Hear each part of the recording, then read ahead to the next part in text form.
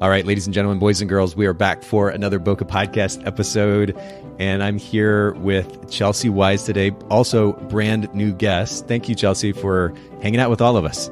Yeah, thank you so much for having me. I'm excited to be on the podcast today. Well, I noticed this the moment we logged on, because we're chatting via video on Zoom.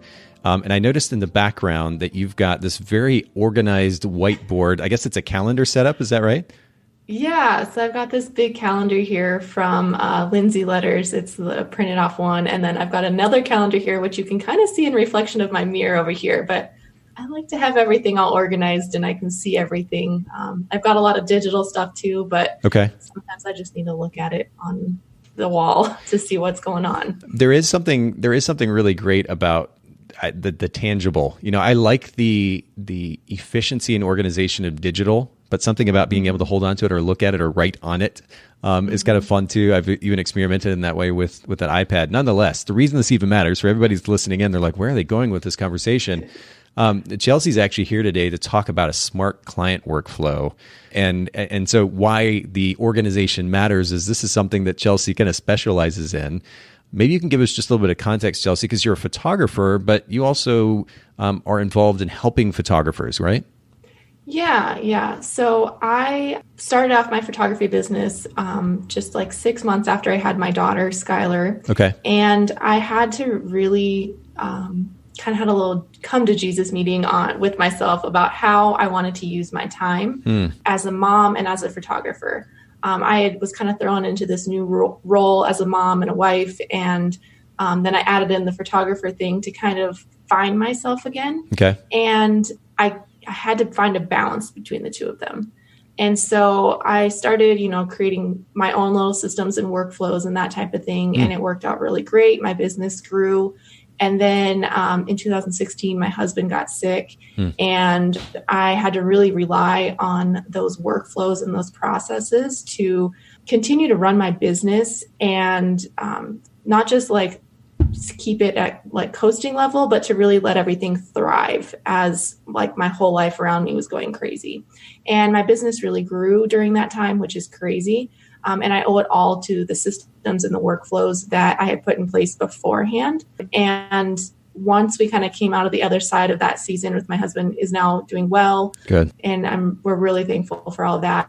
But I just kind of had this awakening that, I really need to help other photographers create these systems and these workflows so that their businesses can kind of not completely run on autopilot, but that you're not reinventing the wheel each and every time that you have a new client or something like that. So you can be present as a mom or as a wife or as just a human being in your everyday life instead of just letting your business overtake all of you. Because I think there's a good balancing act that you can find when you're able to see the whole picture and have systems in place to run it all smoothly.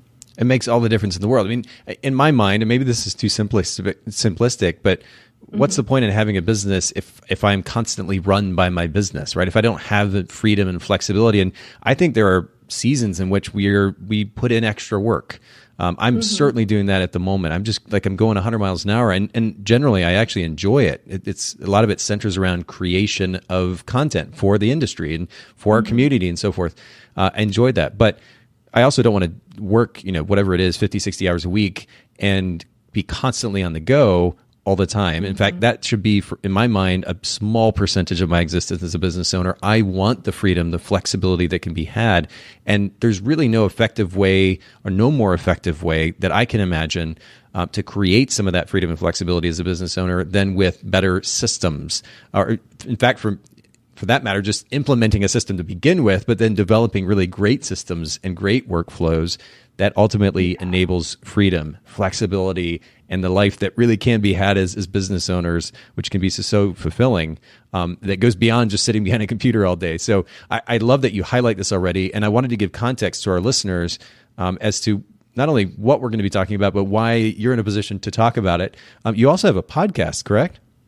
I do. I host the Weisz Photographer Podcast. Okay. It's spelled Wise, which is not how my last name is spelled, but they are pronounced the same. Yeah. So it's the whole point of it is to kind of bring information that helps people make wise decisions as they build their photography business. So that's the kind of idea behind the name of it. And it's really geared towards people who are just starting their photography businesses and want to start off on the right foot. That's great. And we'll link to that in the show notes. We'll also put your website in the show notes, Chelsy, CHELSYWEISZ.com. And then, of course, on Instagram, it is also Chelsy Weisz. We'll link to that in the show notes as well. And as I mentioned, the podcast, we'll put it all in there. But I want to get into the conversation. And there are certain questions that I usually ask the guests that come on the show these days. The first one has to do with customer experience. You're in an interesting position in that you serve both photographers and non-photographers, or those so-called clients that are the other side of the photographers. What has been one of the most poignant lessons that you've learned as far as creating and offering a really great customer experience? I think the biggest thing is setting your expectations so that you can exceed them. And I think that works out no matter what business model or what business you're doing, whether you're serving photographers, whether you're serving photography clients, whether you are delivering a food service or you've got, I don't know, a greenhouse or something like that. The key to, I think, really good business is setting that expectations so that you can exceed them for your client and give them a really great client experience. So if you're going to turn images around, tell them you're going to turn images around in 4 to 6 weeks, but you deliver them within a week, you're exceeding that expectation. If I'm telling some of my coaching clients, you're going to get this much time, but, I reach out later on and they, have more time with me or a little bit more access than originally they had thought they would, that's exceeding those expectations. Right. Which is great. And it's such a simple concept. And yet I think photographers, and I've found this having engaged with photographers now for so long, photographers, I was one myself, have a tendency of kind of pushing things to the last minute and not creating some type of a buffer or cushion in there when it comes to timelines. And so, they run the risk of not meeting expectations. Way better to set much broader expectations or longer term expectations and then beat those easily and create this really great experience for the client. You summed it up beautifully. It's a great recommendation. And for those of you that are not doing this, do it. You might think that you're going to somehow hurt the client experience by saying, hey, your images are going to be done in 4 weeks. It's going to be brilliant, though, when you didn't deliver in 2. And just the experience overall, that's going to blow them out of the water. I think that's a great way to go about it. Let me keep going, though, because when it comes to brand position, you're a photographer, but then you're also a consultant. There are a lot of photographers getting into education. And so how do you create distinction? Maybe I'll ask you this in kind of a two-parter. How do you create distinction in the photography education side of things? How do you create distinction as a photographer in your market, which, by the way, is what market locally? So I'm a wedding photographer. I am in Northwest North Dakota. So we are kind of the middle of nowhere. Yeah. I think our closest Walmart is 58 miles and our closest Target is 80 miles. Whoa. So the social distancing thing really hasn't... You're like, we do that all the time.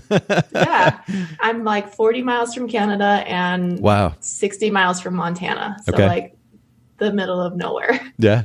But so our wedding seasons are really short up here. Most people are getting married usually for outdoor weddings anyways, the end of May until about the second or third week in October. So it's a really condensed season. We also have a lot of farming communities. So we kind of take a break in August because most people are harvesting then. Okay. So, and that's kind of when school's starting up. Sure. So there's 2 little seasons in there for us as photographers there. I did do wedding or family photography and seniors for a while, but after going through everything with my husband, I really just fell in love with wedding photography on just kind of what it stands for and what I'm called to do. I don't know if you've ever read the book Start With Why, but it's an amazing book. Simon Sinek, right? Yes. I haven't read the book. I've seen at least part of that TED Talk. TED Talk, I definitely understand the concept.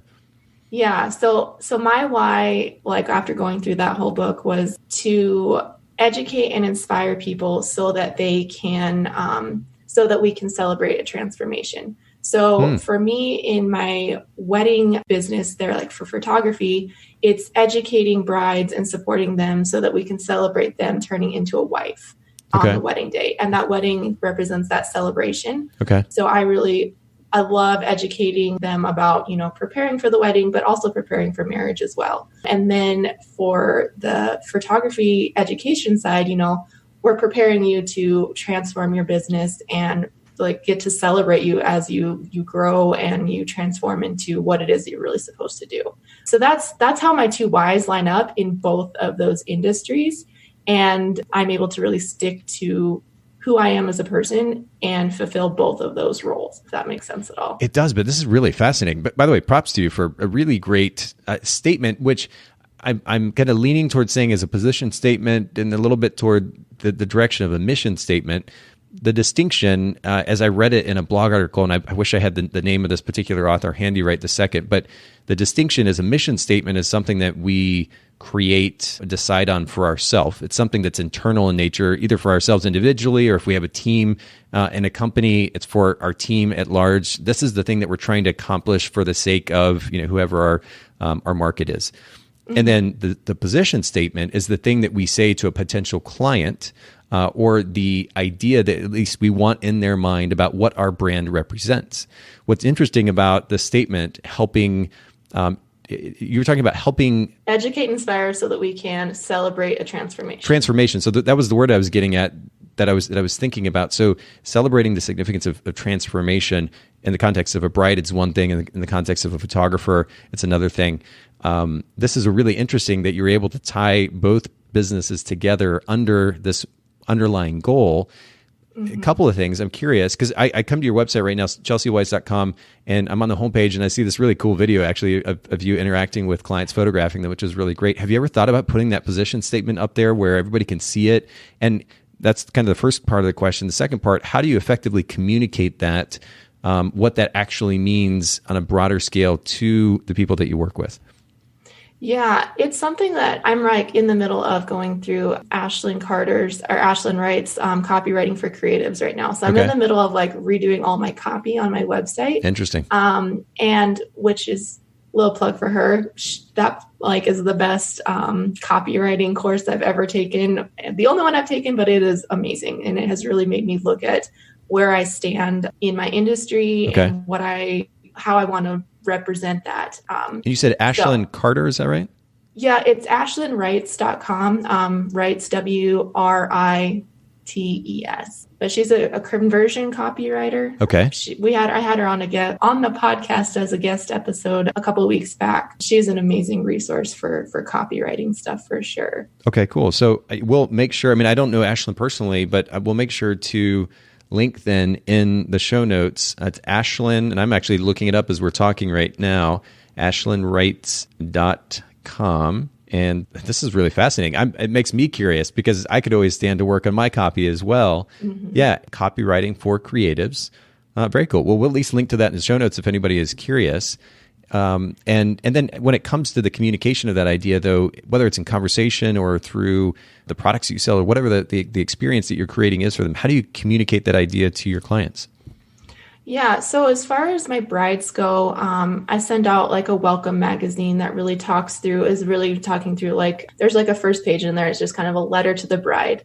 And it really kind of just explains to them, my heart behind what it is that I do. And I really go into how my story with my husband, going through all of his heart surgeries and his sternum removal, really made me just fall in love with the idea of marriage. And even though we had already been married for 6 years, it just, having that person by you to stand through thick and thin, it means so much to me. Yeah. And so I tell them that story in there and just kind of really encourage them that, this wedding, yes, I'm here to document it, but I'm here to document the day that you marry your best friend. And that's kind of my wedding tagline with it. It's kind of going beyond just the wedding day. It's encouraging them in what it is that's after the wedding day. And that's that transformation type thing that we're going through. Wow.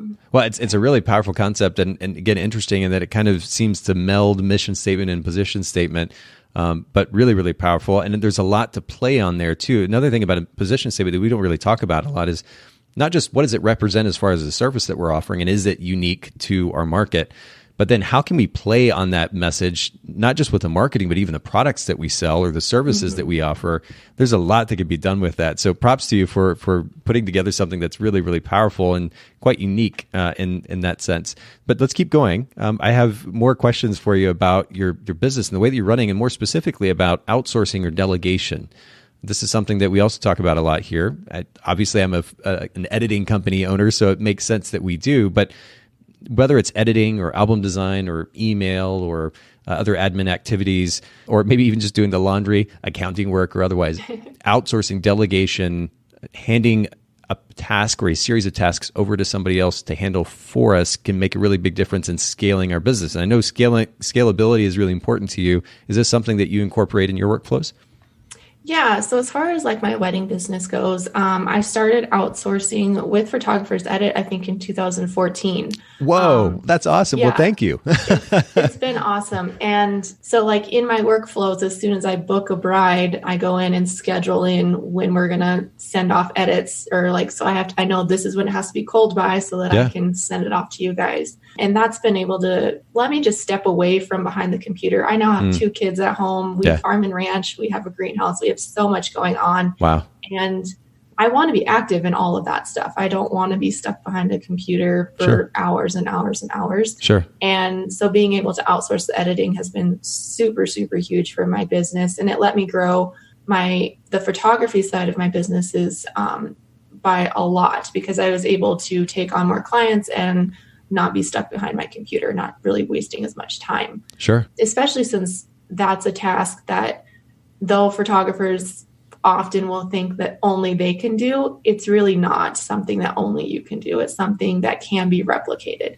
And I think that's the big thing to look for in your businesses when you're looking for things that can be outsourced, is what's something that can be replicated by someone other than me. So I brought on a personal assistant, and she helps me out with a lot of my blogging stuff, just as far as like putting it up on there.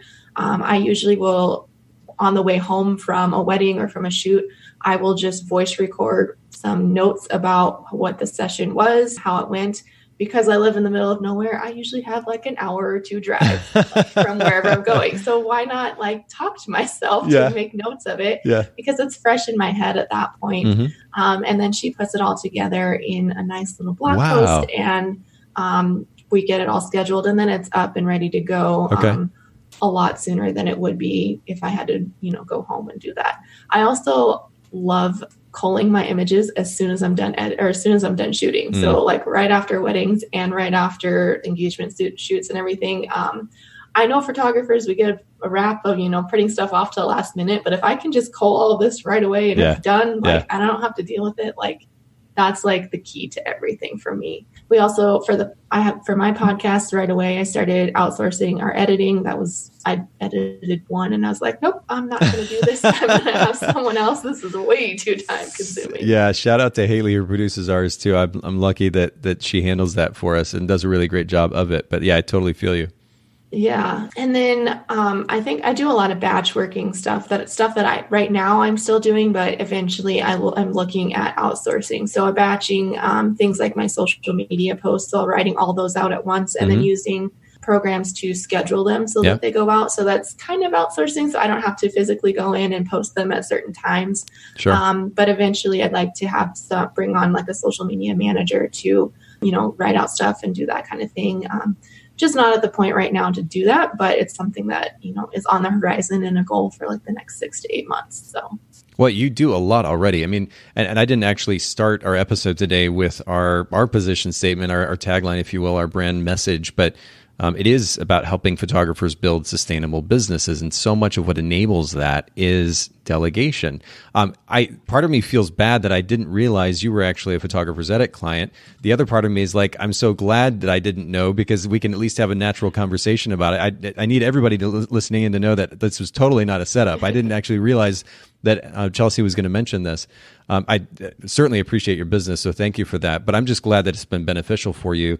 And again, for everybody listening in, whether it's outsourcing your editing, which, by the way, is probably the most time-consuming element of being a photographer, the editing portion of it, whether it's that or other admin tasks, as Chelsy outlined, there is so much freedom to be found in learning how to delegate. And you're right. other people can do things as well as, or at least close to as well as what we're doing. It's not that it has to be 100% in order to be more than good enough for the client.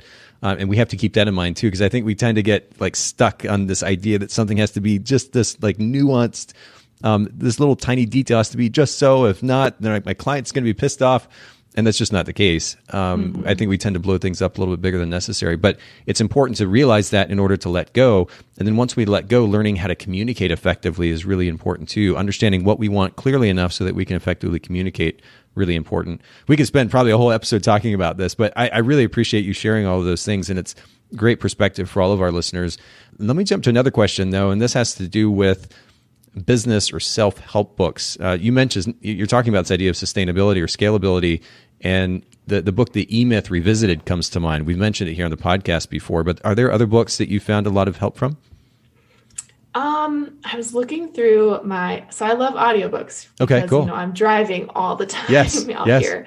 And I looked through and counted how many audiobooks I had purchased and listened to in the last year and a half, and I'm at like 57 audiobooks. So I'm constantly learning and listening to stuff and podcasts on top of that.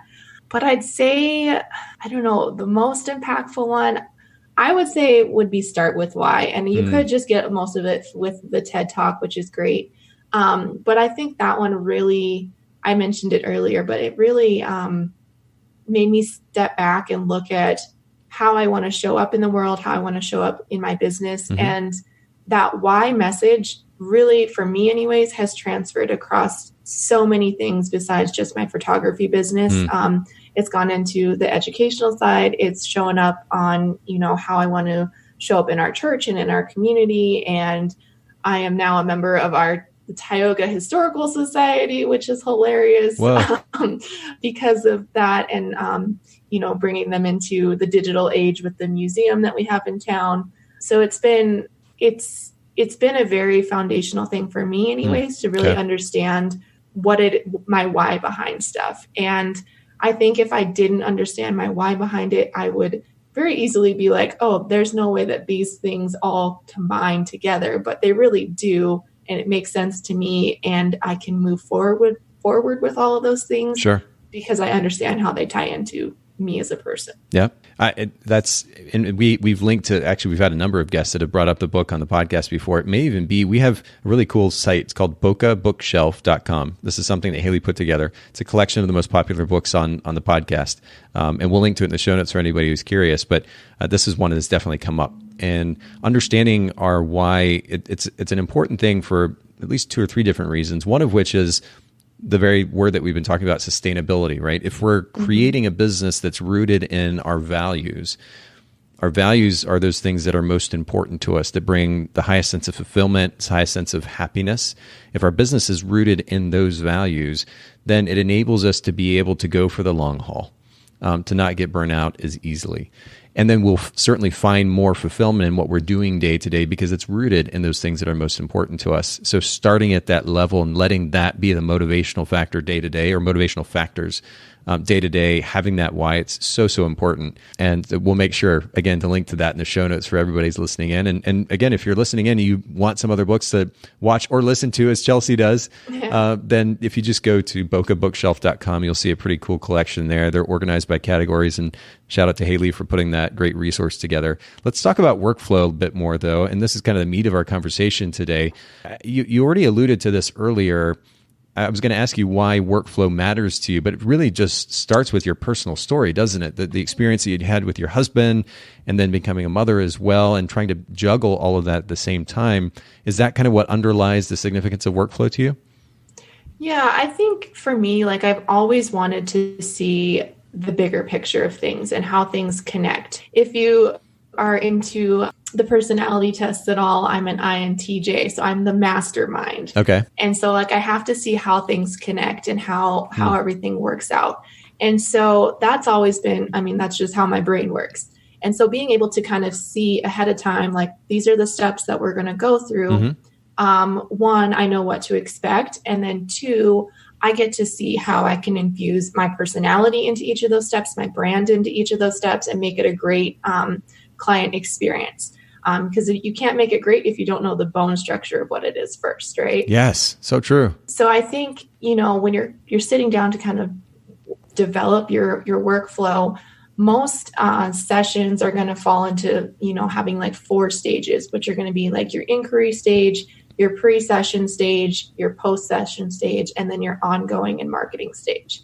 And then each, depending on if you're doing in-person sales or not, you might have your pre-sale stage and your post-sales stage. And all of those things have little steps inside of them, but you have to first understand what those stages are that your client is going to move through along your process with you. Wow. My goodness. But so I guess where did this come from though? I mean, I know that's your personality type, but as we've talked about, I think maybe even on this podcast, a lot of personality is built on our personal experience, right? We have personal experiences starting as little kids and then it builds from there. And there's this kind of snowball effect of all these experiences and how those translated to the way that we processed and ultimately felt about them. And so at least a good portion of our personality is built on those experiences. Did you have particular experiences that led to this place where you had a tendency toward being more organized, where workflows and systems came naturally to you? Or do you have training in this? Like, what's the background? So my mom is the exact opposite of that, of this. Okay. She is a very fly by the seat of her pants. She was a florist in Breckenridge, Colorado for years. Okay. And, very creative person and very, art inspired. Okay. And I think I got a lot of stuff from her, but so much, for me, there was a lot of stress of not knowing how things were going to go. And so if I could, have a plan of at least this is how I want it to go, or the expectation of it. If things don't go according to plan, then we can adjust and move things towards what our end goal is. So I kind of went the exact opposite of how I was raised. And then, that set the foundation. So when I started my business, in 2012, I, wanted to create this structure. And then in 2016, when my husband got sick, in July of 2016, he had a heart valve replacement, we knew he was going to have. It got infected in December of 2016, so they had to replace it. And then in January of 2017, it got infected again, so they replaced it again. So we had 3 heart valve replacements within 9 months. We found out the night before the very first surgery that I was pregnant with our second child. Whoa. And then we made it home from the hospital in Rochester, Minnesota, so a 17-hour drive home, 2 days. And we were home for 3 days before Grayson was born. Wow. And during all of that was in the wintertime when we were having most of that, but that's usually my booking season for my weddings, especially up here. So with these workflows in place and these systems in place, I was able to continue to book all of that stuff and work through everything. And, I even delivered some images to some stuff that I shot in between there. Wow. While I was in the waiting room at the hospital and didn't have to it was a good escape for me to be able to do those things. It wasn't overwhelming. And was still able to, bring income in during this crazy amount of time that we had. So that really solidified for me the importance behind the workflows and, just wanting to share this with other people. That makes sense. And I mean, when you have that personal experience where you see the value, the significance of having those systems in place, it makes all the difference in the world. I would just encourage our listeners not to wait to have that experience, right? Because you especially can speak from experience, the value of that. Learn from people like Chelsy, not only who can speak from personal experience the value, but also can break down these steps, which is really a great segue to some concepts that you actually shared to me ahead of our conversation today. 3 important components of a strong client workflow. And so let's just kind of dig into each one of these if we can. The first that you mentioned is that the system that you develop needs to be easy to duplicate. What does this actually mean on a really practical level for our listeners? Yeah. So I think first of all is that you need to be able to have that framework of what you want it to look like. So know what those stages are. And then, so if you're going to have, your inquiry stage, your pre-session stage, your post-session stage, and then your ongoing stage, you can, track it all on paper if you want. You can track it in a client management software type thing like Honeybook or Tave or 17 Hats, any of those. But the whole idea behind it is that you have a set, workflow that you're going to work through. And being able to easily duplicate that means, having, email templates, like this is what I'm going to say when someone asks for pricing, and you can copy and paste it in there. Or if you're using one of the client management softwares, it saves it as a template, right? And you just work through those things.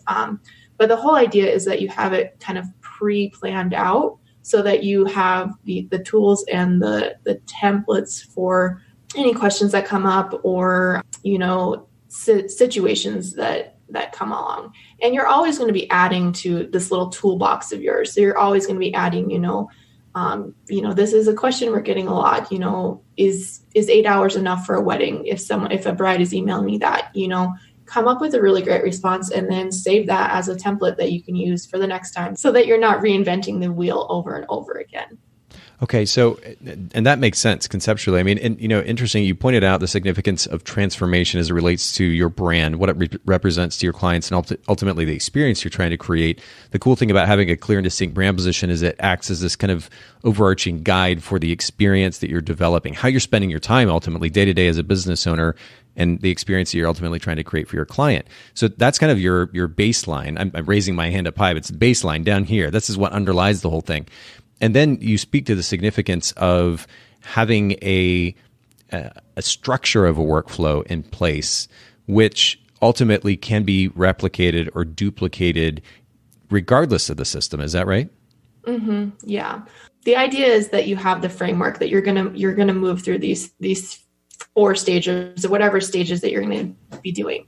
The wonderful thing about photography and the different types of photography is that each business is going to look a little bit different, whether you choose to do digital products only or, in-person sales stuff. Like your system, each person's system is going to look a little bit different. Your framework is going to look a little bit different. Sure. But just being able to replicate it for client to client. So, this client is in this stage and we're going to check off all these boxes before we move to this stage and check off all these boxes and that type of thing. So it doesn't really matter how you want to track it. If you want to track it on paper, like the biggest thing that I would say is just get it all out so that you see it and that you can, move them through it.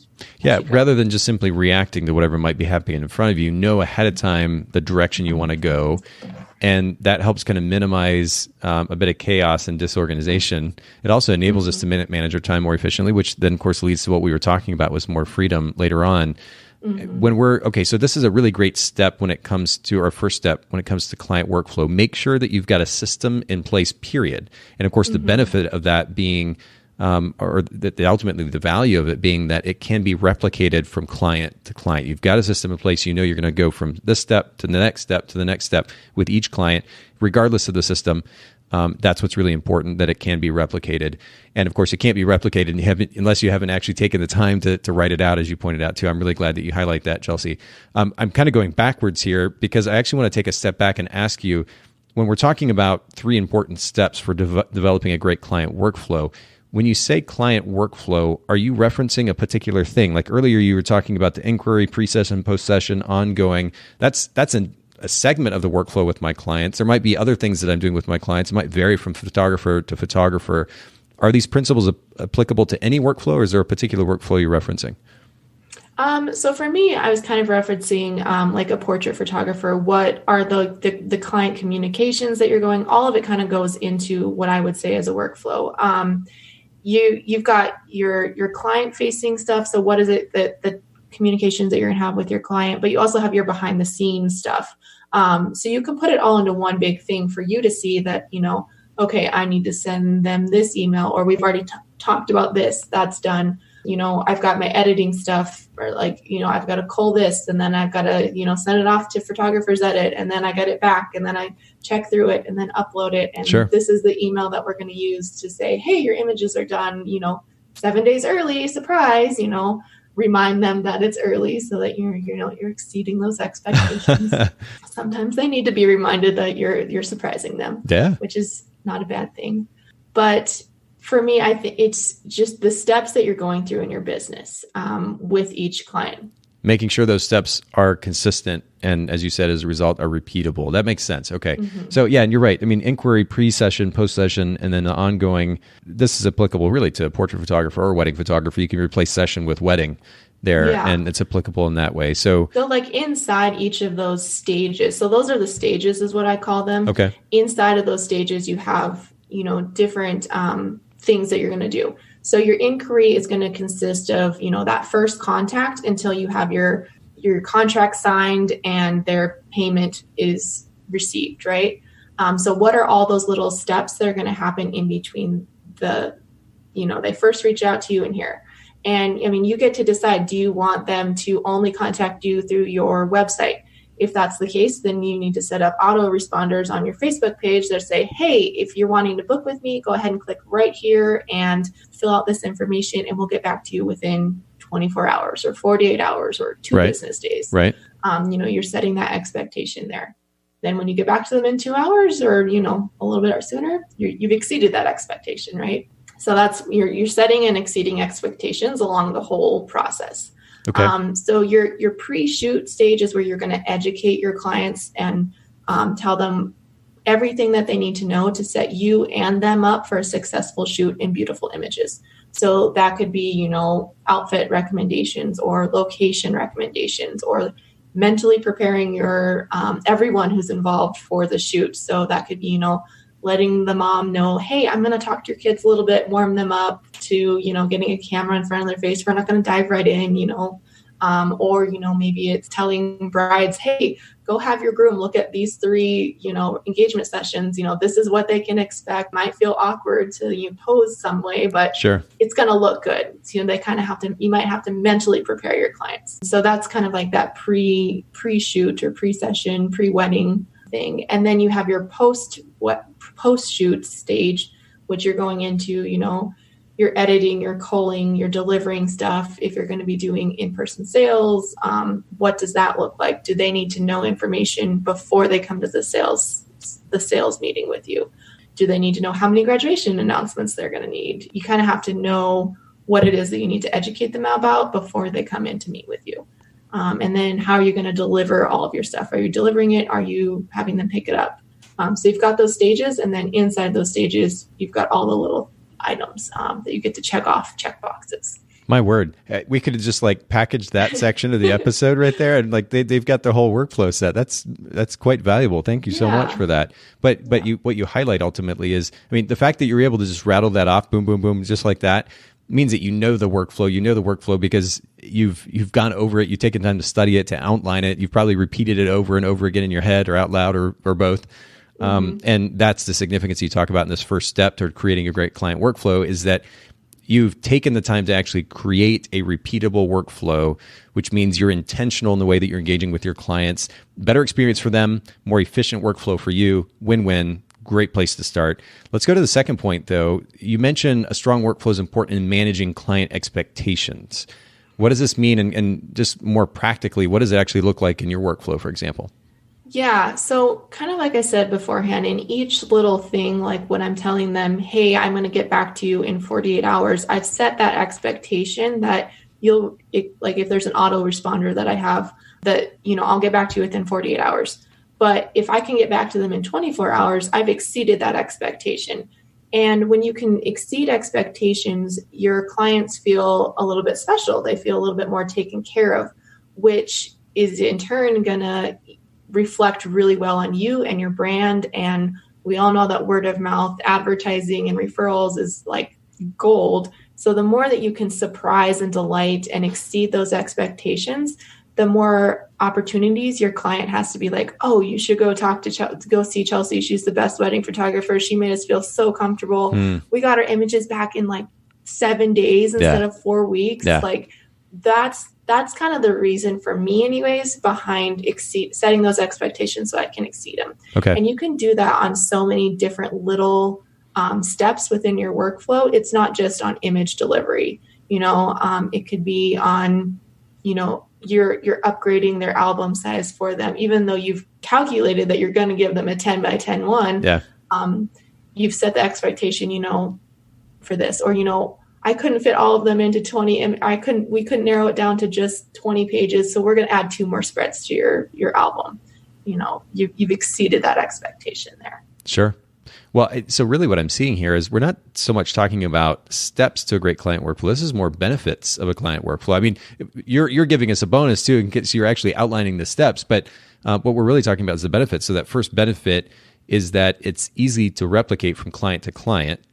Side benefit to go along with that part B or A or whatever, 1A or whatever it might be, is that it's ultimately extremely efficient, right? So it means better time management for us. The second benefit is that it enables us to better manage client expectations, and really more specifically to beat client expectations, because we have that workflow in place, which means a better client experience, which means happy clients, which means referrals. And on the wonderful cycle goes if we actually go that direction. So that's really good. The third distinct benefit that you mentioned to me, we're going to frame it as a benefit now, is you mentioned a strong client workflow should enable you to live your life and run your business the way you envision. Now, we've been talking about this, at least using the phrase freedom and flexibility, but can you explain a little bit more specifically what you mean by that? So when you've kind of calculate your prices out based on your workflow, and if you have little hidden surprise gifts in there or client welcome packets and that kind of thing, sure, you know what your cost is going to be. You can know how much you can make on each session, right? And you're able to scale that, right? You can increase your prices because you're delivering a higher value inside your workflow. And because you can automate this stuff and you can work through so many of these different things, you're able to step back from your business and maybe take on fewer clients at a higher price point. So you're not, shooting 7,000 weddings a year or something like that. I only shoot, 10 to 15 weddings a year. One, because my shooting time frame is pretty short, but I don't really want to take on any more than that because I want to be able to help out with calving in the spring. I want to be able to help out with harvest in the fall. With calving in the spring. First of all, we don't hear that phrase on the podcast very often. We're calving right now. We had twins last night. Did you really? Yeah. I think that's fascinating. I never have had the opportunity to live on a farm, but I think it would be the most fascinating thing to at least experience it for a little bit. That's beautiful. Wow. Yeah. So for me, I married into this farming and ranching family. Sure. And there's different seasons that we have that you can't leave home. There's no one to watch kids because everyone's out in the field or, everyone's on deck transplanting plants in the greenhouse right now. And, or it's Mother's Day weekend and it's our biggest day there and I can't go shoot a wedding or I can't go shoot that. And I want to be there. I want to be able to do those things. So by setting those workflows in place so that things are automated and I can get all that work done right away and then go out and enjoy my life and step back from it, or having stuff set on auto. I've got, client questionnaires that go out before weddings at certain times automatically. So I don't have to think about it. You can automate a lot of those things. I've got emails that go out that just say, it's been 50 days since your wedding. I hope you guys are enjoying, your time as newlyweds. I would love it if you could give me a referral on The Knot or on Facebook. Here's those links right away so you can go do that. And that's something that goes out automatically. It's not something that I have to think about doing, but I put the work in beforehand and I'm getting those reviews without having to I'm doing the work for them, but I don't have to physically go in and click the button to ask for them. Well, you've done the majority of the heavy lifting ahead of time, and it just goes into that template. You can send it out. So you get pretty good response from those despite the fact that they're automated? Yeah. So it doesn't seem like it's automated to them. You can go in and I use Honeybook for mine. Sure. So I can go in and add in some personal details kind of thing, hey, I hope your pictures from Jamaica honeymoon look so awesome. I'm so jealous. Those drinks looked amazing. That type of thing. Yeah. And then it will, go out when it's supposed to in 50 days. Okay. And that has been a real big game changer for that. Another great thing for getting reviews is writing out a card.